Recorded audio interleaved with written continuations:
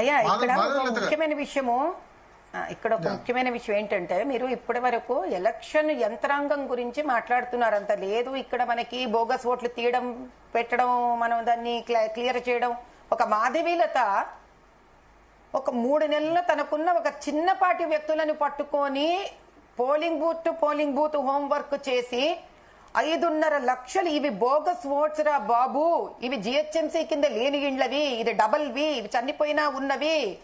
ఈ వ్యక్తులు 7 ఎమ్మెల్యే నియోజకవర్గాల్లో డబల్ ట్రిపుల్ టైమ్స్ ఉన్నవి. ఈ ఇంట్లో 150 ఉన్నాయి, ఇంట్లో 200 అని ఉండి నేను ఇవ్వగలిగిన ఒక వ్యక్తిగా కాంగ్రెస్ అంతకుముందు టీఆర్ఎస్ ఉంది, ఆ తర్వాత కాంగ్రెస్ ఉంది, వాళ్ళు చేయలేరా అండి? ఎంత యంత్రాంగం కావాలండి వీళ్ళకి?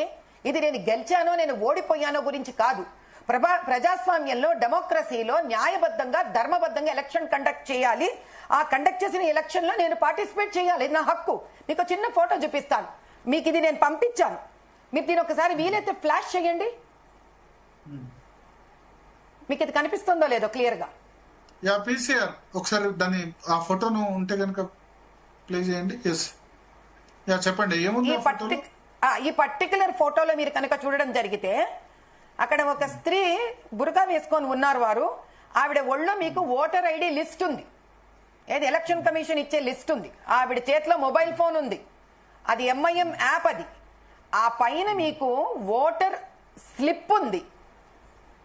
ఆ ఓటర్ స్లిప్ మీద MIM party green colour strip వేసింది. ఇంకో పక్కన అసదుద్దీన్ ఫోటో ఉంది.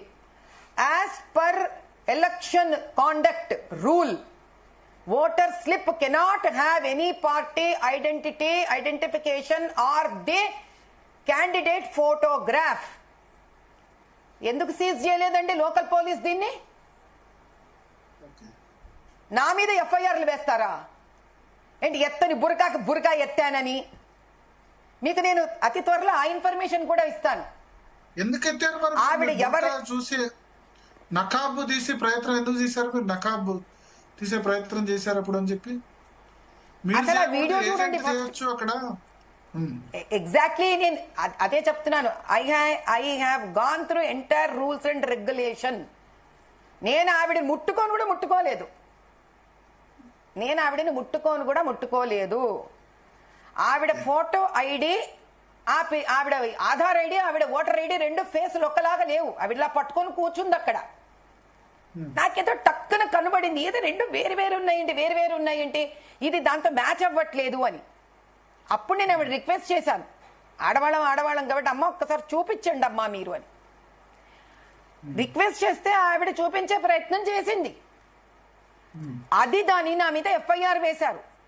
For all your kind information Bharat గారు, ఆ ఓటర్ ఐడి జిహెచ్ఎంసీ దాంట్లో జిహెచ్ఎంసీ ఇంట్లో లేకుండా జిహెచ్ఎంసీ ఇల్లు ఉందని క్రియేట్ చేసి అందులో క్రియేట్ చేసిన బోగస్ ఓట్. నేను ఎంత అదృష్టవంతురాలంటే ముట్టుకోలేదండి. వీడియోనే ఉందండి. భలేవారు నెట్ లోంచి డ్రా చేయండి. నేను ముట్టుకోలేదు.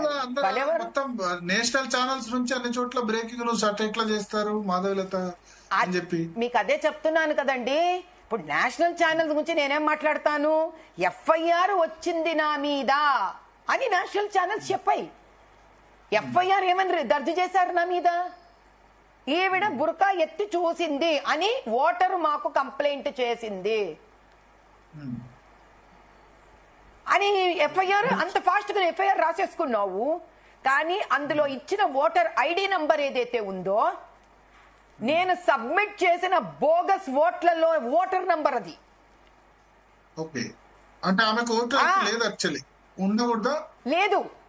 లేదు అండర్ లేని ఇళ్ళు సృష్టించిన జిహెచ్ఎంసీ కింద ఉన్న ఓట్ అది.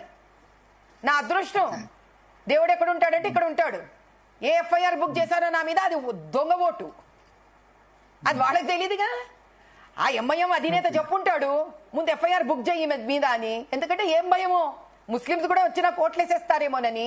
వాళ్ళ సెంటిమెంట్ ని హిట్ చేయాలి కాబట్టి ఇప్పుడు మన బురక వాళ్ళు ఎత్తి చూస్తే మీకు బోగస్ ఓట్లన్నీ బయటపడతాయి. అంతెందుకు రక్షాపురంలో